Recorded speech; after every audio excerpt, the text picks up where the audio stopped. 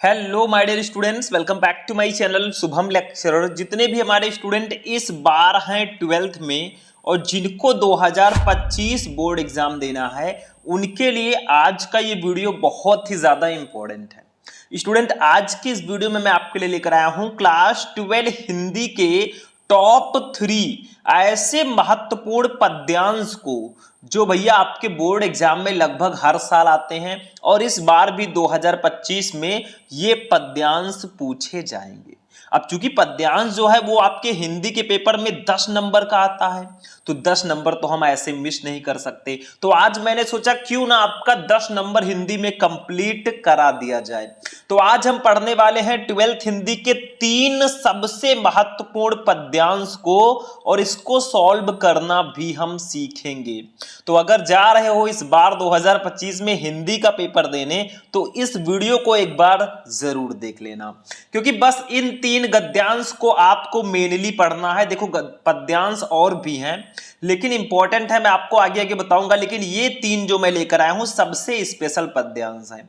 इससे बाहर भैया कुछ नहीं आएगा। ऐसे लिखोगे तो पूरे नंबर मिलेंगे जैसा इस वीडियो में मैं बताने वाला हूं, और अब की बार बोर्ड एग्जाम में माहौल बदल देंगे। तो चलिए स्टार्ट करते हैं। वीडियो को आप लोग लाइक करना, चैनल को सब्सक्राइब कर लेना और हम एक एक करके 3 सबसे इंपॉर्टेंट पद्यांश को पढ़ते हैं। सबसे फर्स्ट पद्यांश जो मैंने यहां पे लिया है, कोई पहचान सकता है ये किस चैप्टर का पद्यांश है?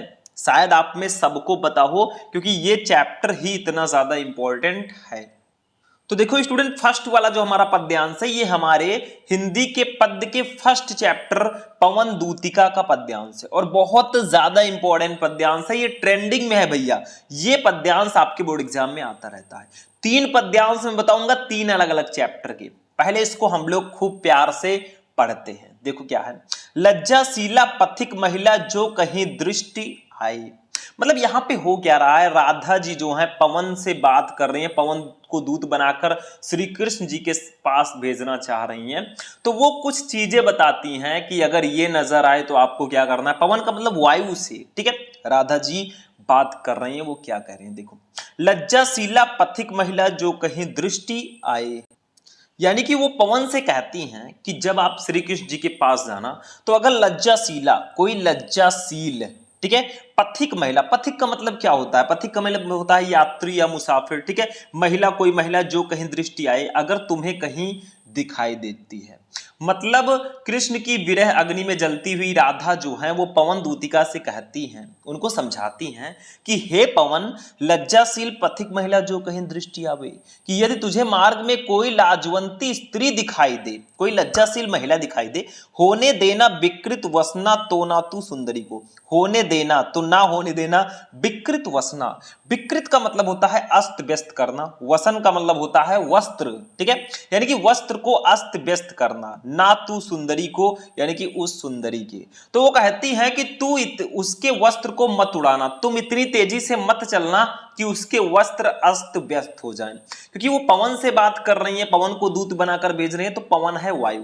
अब कोई लज्जाशील महिला है, लाजवंती महिला है, तो वायु अगर बहुत तेजी से चलेगा तो हो सकता है उसके वस्त्र जो हैं वो इधर उधर हो जाएं। तो वही ये कहती हैं ऐसा मत करना। आगे देखो, ध्यान से समझना, इससे अच्छा कोई नहीं समझाएगा। तो जो थोड़ी भी श्रमित हुआ हो गोद ले श्रांति खोना। जो थोड़ी भी, अगर थोड़ी सी भी श्रमित, वो थकी हुई हो, तो वो गोद ले, तो उसे अपनी गोद में ले लेना। और श्रांति खोना, श्रांति का मतलब होता है थकान, और इसकी थकान को मिटा देना। फिर वो कहती हैं कि अगर वो थोड़ी सी भी थकी हुई लगे तुमको, तो उसे अपनी गोद में लेकर उसकी थकान को मिटा देना। होठों की और कमल मुख की म्लानताएं मिटाना। और वो कहती हैं होठों की, उसके होठों की और कमल मुख की, मतलब कमल सदृश मुख की म्लानताएं, म्लानताएं का मतलब होता है जो मलिनता होती है उसको मिटा देना। यानी कि साथ ही उसके होठों और कमल सदृश दिखने वाले उसके मुख की मलिनता को हर लेना। मतलब इनका कहना है कि सबके साथ तुम परोपकार का व्यवहार करते हुए जाना, ना किसी के वस्त्र को उड़ाना। और कोई थकी हुई महिला दिखाई दे, कोई श्रमित महिला दिखाई दे, तो उसको थोड़ी सी थकान हो अगर उसको, तो थोड़ा आनंद देना, ठीक है। आगे देखें, फिर वो कहती है कोई क्लांता कृषक ललना खेत में जो दिखावे। कोई क्लांता, क्लांता का मतलब भी वही होता है थकी हुई, ठीक है। कृषक ललना, किसान की स्त्री, कृषक ललना का मतलब किसान की स्त्री, खेत में जो दिखावे, अगर वो तुम्हें खेत में दिखाई देती है। फिर राधा पवन से कहती है कि यदि तुझे मार्ग में खेत में काम करने वाली कोई थकी हुई स्त्री दिखाई दे, धीरे धीरे परस उसकी क्लांतियों को मिटाना। तो धीरे धीरे परस उनकी, धीरे धीरे स्पर्श करके उसकी क्लांतियों को यानी कि थकावट को मिटाना, मिटा देना। तो वो कहती है तुम धीरे धीरे उसके पास पहुंचकर अपने स्पर्श से उसकी थकान को मिटा देना। मतलब देखो, अगर कोई काम कर रहा है धूप में और ज्यादा धूप है, अगर सोचो हवा चल जाए थोड़ी अच्छी सी तो कितना मजा आएगा, ठीक है। तो वही चीज कह रही हैं राधा जी। फिर देखो क्या कहती हैं, जाता कोई जलद यदि हो व्योम में तो उसे ला। जाता कोई जलद, अगर कोई जलद, जलद का मतलब होता है बादल, यदि हो अगर वो जा रहा हो व्योम में यानी कि आकाश में, तो उसे लाना।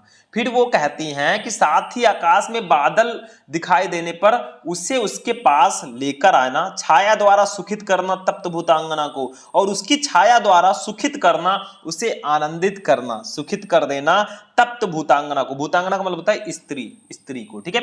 तो वो कहती है कि उस बादल को लेकर आना और उसकी छाया के द्वारा उस थकी हुई स्त्री को शीतलता प्रदान करना या उसे आराम पहुंचा देना। देखो, अगर आप मीनिंग समझ गए ना तो आप क्वेश्चन का आंसर बहुत आसानी से दे दोगे, क्योंकि भैया जो पद्यांश है वो पूरे के पूरे कितने नंबर का आता है, 10 नंबर का आता है। तो वही आज हम कंप्लीट कर रहे हैं भैया। अब देखो क्वेश्चन क्या है, नीचे पढ़ो।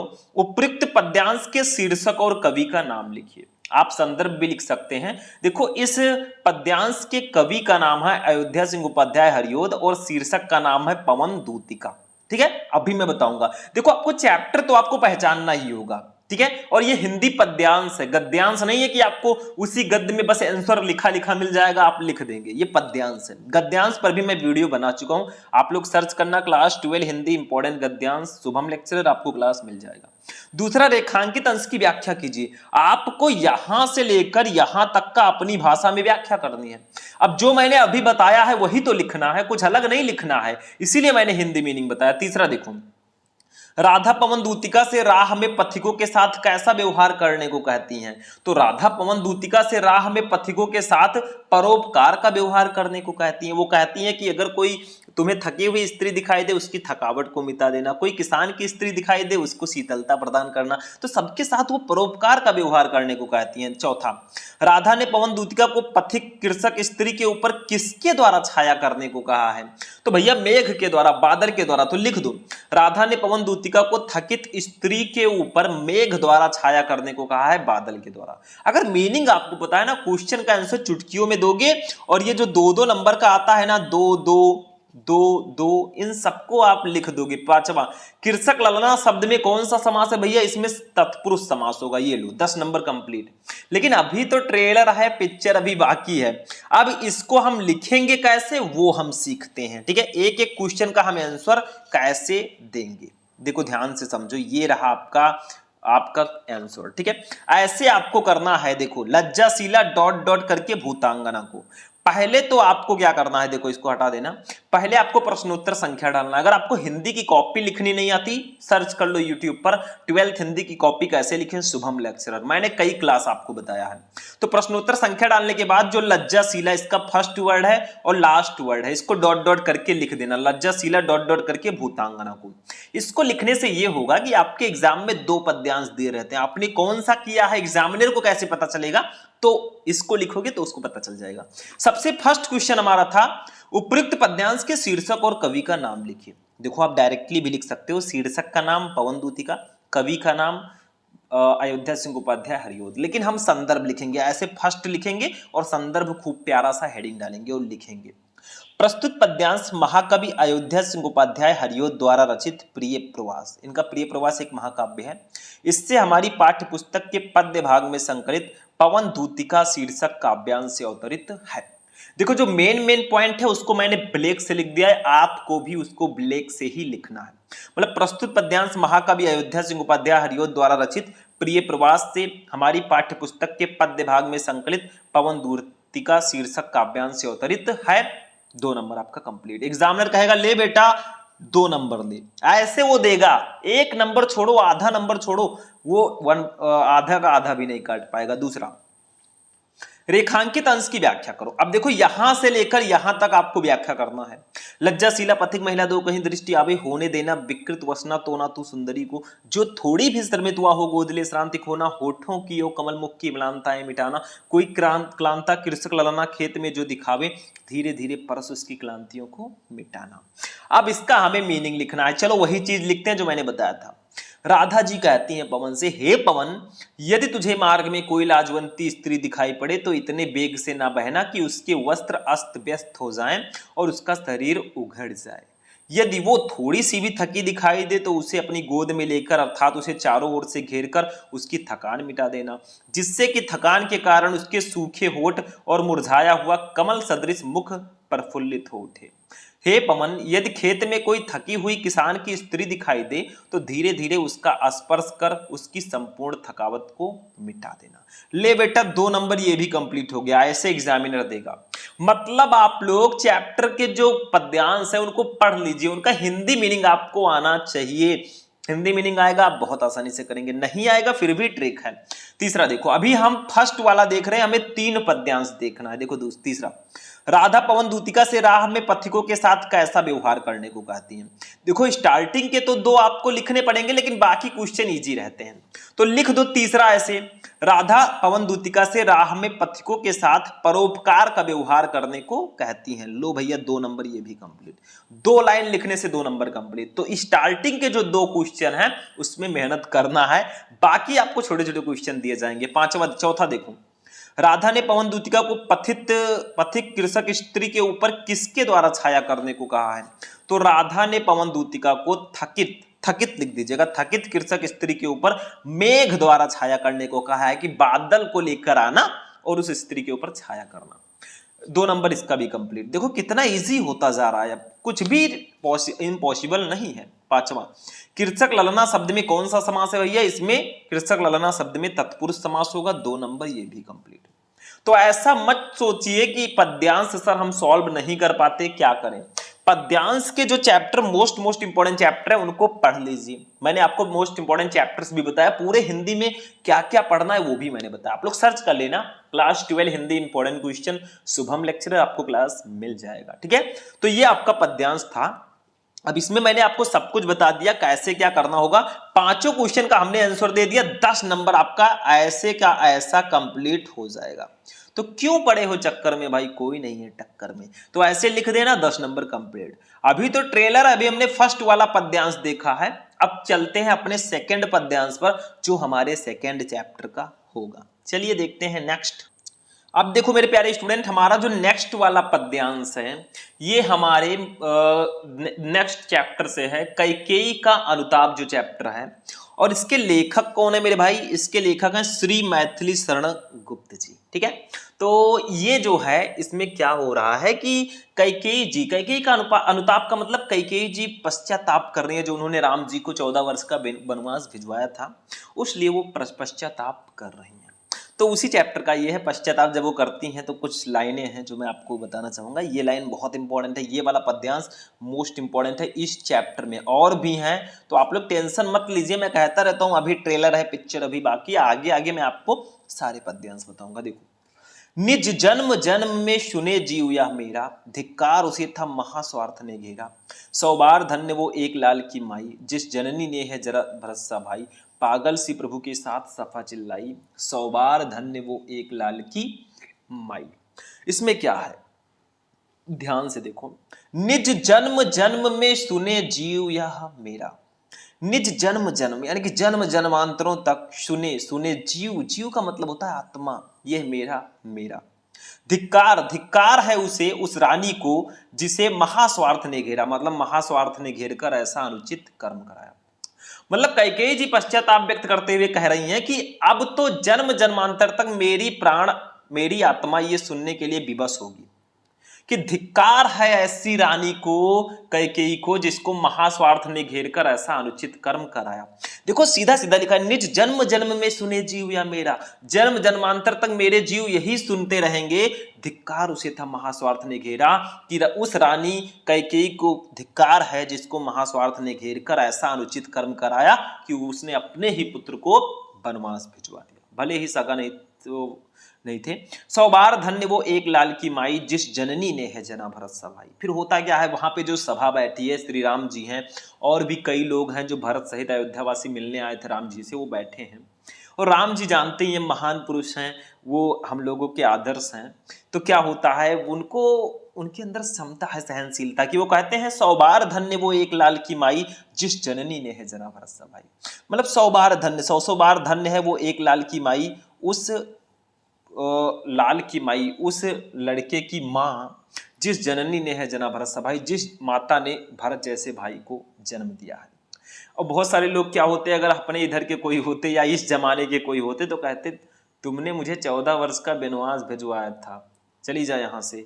और राम जी को देखिए वो क्या कह रहे हैं, वो कह रहे हैं कि वो माता तो 100 बार धन्य है। उन्होंने कहा, कैकेयी की इन बातों को सुनकर राम जी और जो वहां पे सभापति में बैठे हुए जो लोग हैं वो कहते हैं, भरत जैसे महान पुत्र को जन्म देने वाली माता 100 बार धन्य है, 100 बार धन्य है।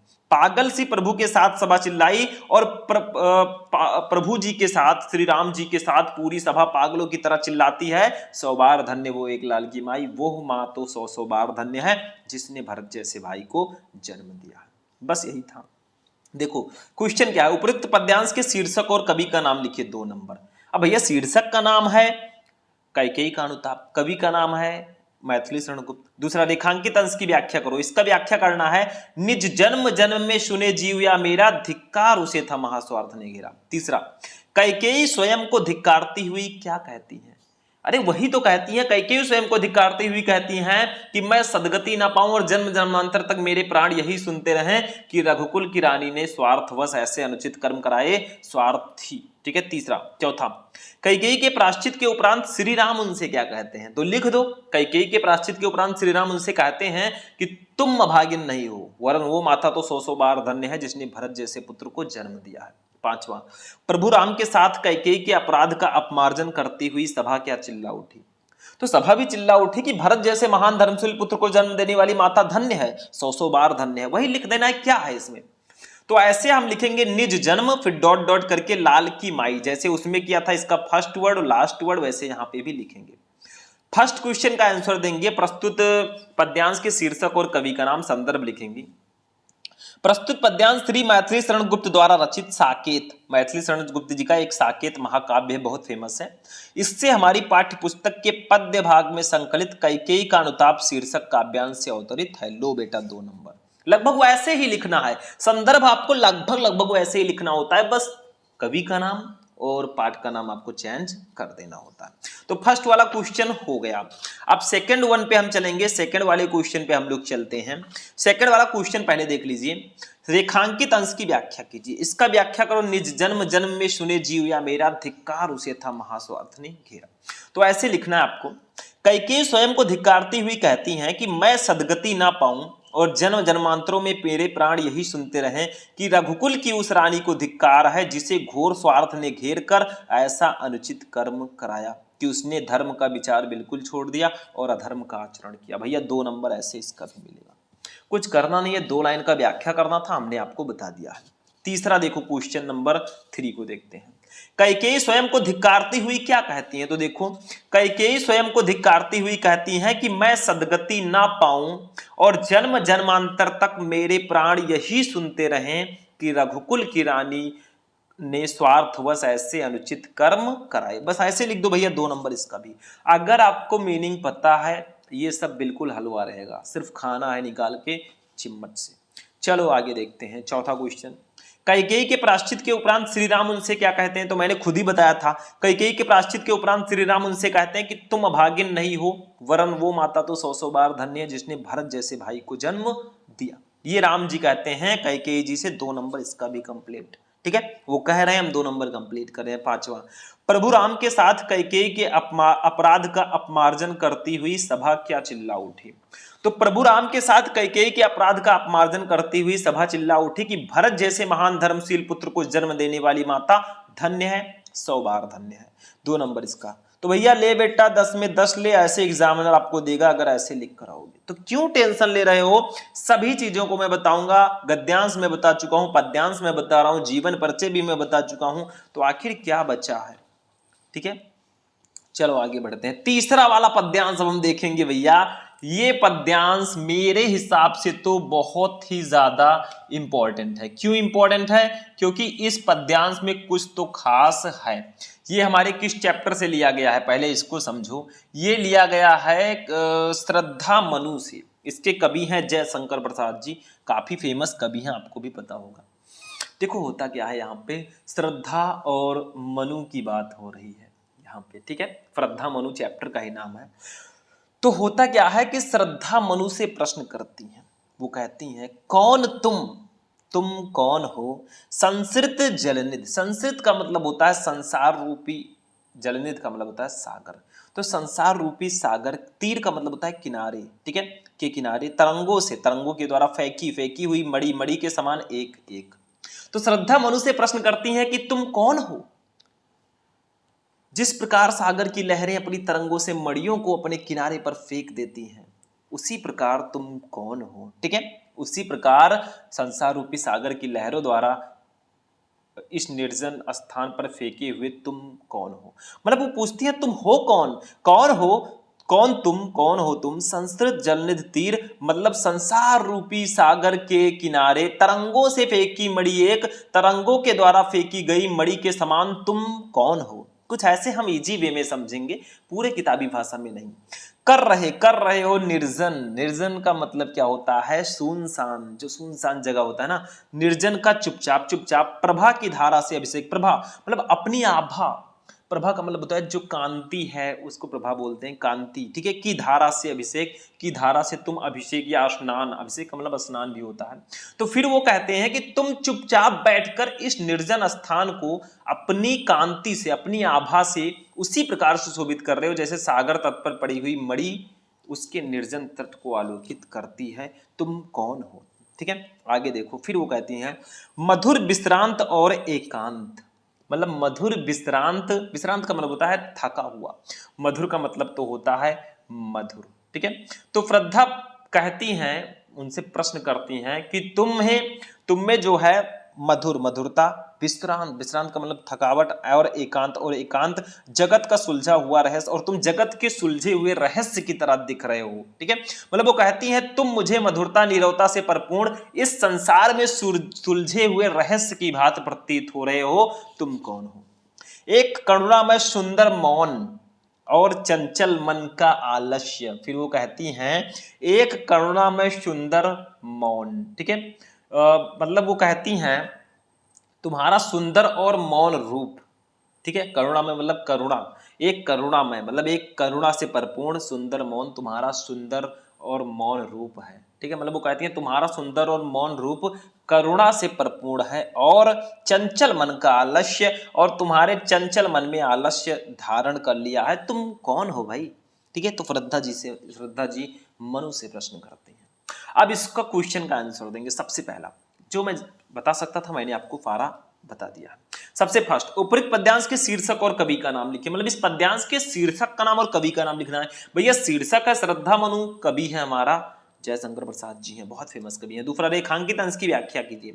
इसकी व्याख्या करनी है, कौन तुम संसृत जलनिधि तीर तरंगों से फेंकी मड़ी एक, इसकी व्याख्या करना। तीसरा, उक्त पंक्तियों में कौन किसका परिचय पूछ रहा है। तो मैंने बताया है जो ऊपर पंक्तियां हैं इसमें श्रद्धा मनु का परिचय पूछ रही है, ठीक है। तो लिख दो सिंपल सा, 2-2 नंबर कंप्लीट होगा।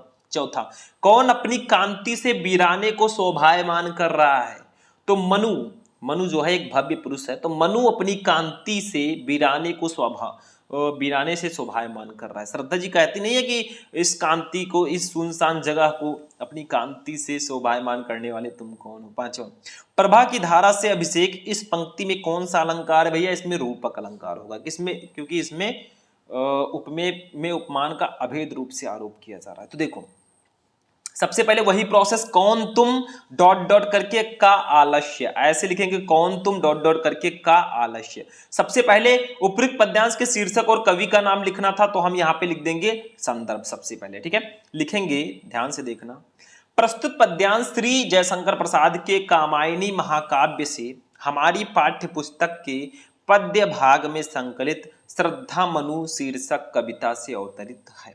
मतलब ये जो पद्यांश है ना, ये श्री जयशंकर प्रसाद जी के कामायनी महाकाव्य से, इनकी एक बहुत फेमस महाकाव्य है जयशंकर प्रसाद जी की कामायनी, उसी से हमारी पाठ्य पुस्तक के पद्य भाग में संकलित श्रद्धा मनु शीर्षक कविता से अवतरित है। ऐसे लिखो, 2 नंबर ले जाओ। कोई भी इस चैप्टर का आए तो आपको ऐसे ही संदर्भ लिखना है, श्रद्धा मनु का अगर आता है। दूसरा, रेखांकित अंश की व्याख्या करनी है। जो 2 लाइनें थी मैंने आपको बताया था, कौन तुम संस्कृत जलनिधि तीर तरंगों से फेंकी मणि एक, इसकी व्याख्या करनी है। थोड़ा हम एक्स्ट्रा करेंगे, थोड़ा व्याख्या का मतलब थोड़ा बड़ा लिखो। देखो, प्रस्तुत पद्यांश में श्रद्धा मनु से उनका परिचय पूछ रही है कि संसार रूपी सागर के तटों पर तरंगों द्वारा फेंकी गई किसी मणि के सदृश तुम कौन हो, जो चुपचाप बैठे अपनी शोभा की किरणों से इस निर्जन प्रदेश को स्नान करा रहे हो। अर्थात जिस प्रकार लहरें समुद्र के तल से किसी मणि को उठाकर तट पर पटक देती हैं, उसी प्रकार सांसारिक आघातों से ठुकराए हुए हे भव्य पुरुष तुम कौन हो। ठीक है, बस हो गया। 2 नंबर ऐसे एग्जामिनर देगा भाई। थोड़ा सा बढ़ा चढ़ा के लिखो, काम खत्म हो जाएगा, कुछ है नहीं। थोड़ा एक्सचेंज करके भी आप लिख सकते हो। तीसरा, उक्त पंक्तियों में कौन किसका परिचय पूछ रहा है, तो ये तो सिंपल सा है। उक्त पंक्तियों में श्रद्धा जो है मनु का परिचय पूछ रही है, सिंपल सा लिख दो, कुछ नहीं है इसमें। ठीक है।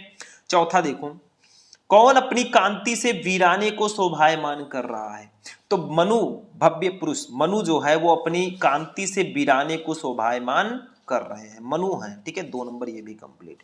पांचवा, प्रभा की धारा से अभिषेक पंक्ति में कौन सा अलंकार है, तो इसमें रूपक अलंकार है, 2 नंबर ये भी। इसका भी भैया 10 में 10 ऐसे ले जाओगे और लेकर आओगे, हमें बताओगे सर मैं 10 में 10 लेकर आया।